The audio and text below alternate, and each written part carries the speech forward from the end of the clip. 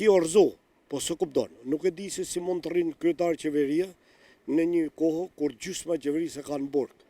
Një zëvendës ministër i hiku për korupcion dhe thot handarda ma shpinës time. Një Ballukë në burg, një Erion Veli në burg, gjithë në burg handarda ma shpine. Kjo është një galibar që ki hanë gjak shqiptar dhe handardën me gjithë ranjë. Ky, po ki do të ketë shumë pasoja.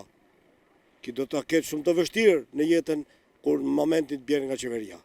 Një nga kryeministrat më të vështirë ki do të ketë jetën në publik.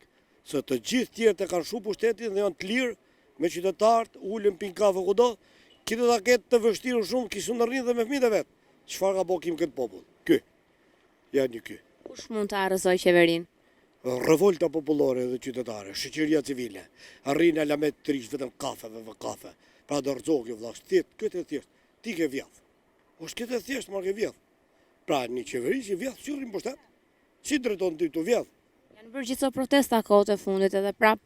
Protestat janë bo, do të bëhen, do të vazhdojnë do të bëhen, dhe do të jenë protesta më të forta. Dhe unë bile edhe ato të Partisë Demokratike një vëzhgjë dhe nuk e kuptoj edhe ato që thonë revolt paqësore. Ma gjeni mund çfarë vendit të botës ka revolt paqësore. Është ka revolt paqësore.